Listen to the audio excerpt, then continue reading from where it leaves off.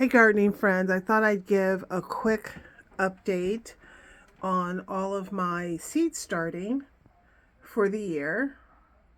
And for the most part, everything is doing pretty well. I've had some struggles with up potting soon enough, and the plants get a little stressed. So this is Gara Sparkling White. And I didn't up pot it as soon as I should have, and you can see the plants look a little stressed, but they'll be fine.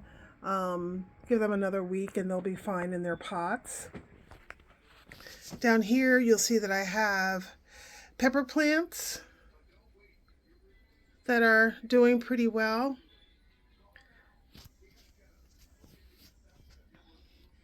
There's more plants on this lower shelf. You'll see some snapdragons are here. This is a type of basil, aromatic, I think it's called.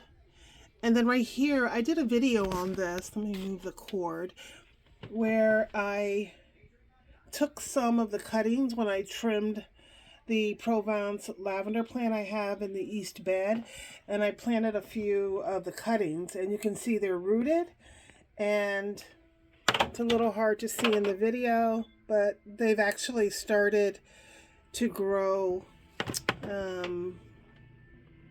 some blooms, some flowers. So I'll get those potted up shortly so they can also be hardened off and moved outside. And in the back, I have coleus. And these are the last things, one of the last two things that I started. I started these coleus because they germinate quickly and they grow quickly. And I probably won't be planting these out for another month. It's about April 20th, I think, when I'm filming this video. My last frost date is April 19th, but I won't plant these outdoors until mid-May. So they have about a month to grow indoors before they go outside. And then the other plant that I started very late that you see here, the little seedlings are doing really well. This is a variety of sweet alyssum. So I have 4 trays of the sweet alyssum. One of the objectives I had for this growing season was to not start my seedlings or start the seeds too early.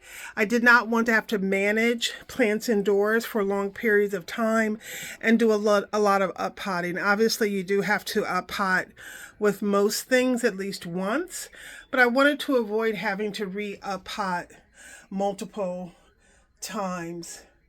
And so you'll see that some of my plants are small, but that's fine. I'm about a month away from actually planting outdoors for some of these.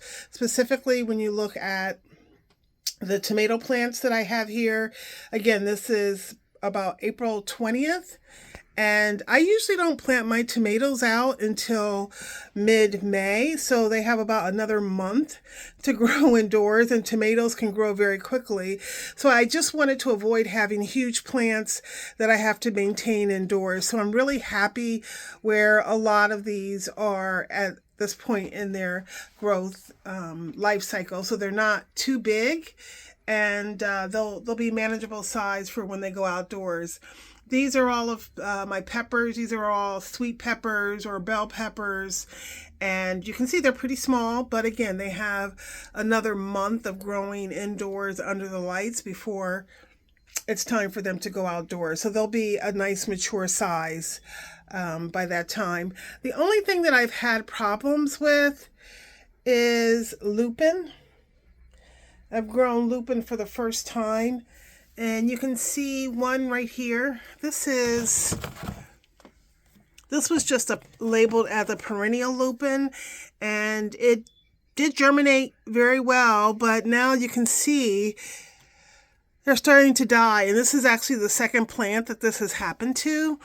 And I think it may be the transplanting. I think they don't like being transplanted. So I'm expecting that I'm going to lose this plant. And then here's another one. And this is a different lupin. This is called Sundial. And you can see the leaves are dying or drooping, while at the same time it's growing new leaves. So I'm not really sure what's going on. I think it really is the transplanting, that they're just not, they didn't like the transplant process. The good news is that I did start some of the lupins via winter sowing, so I have quite a few that are outside and growing very well. So hopefully they will transplant out into the garden bed with no problem. But that's the update. As you can see, everything is doing pretty well. Thanks for watching and happy gardening.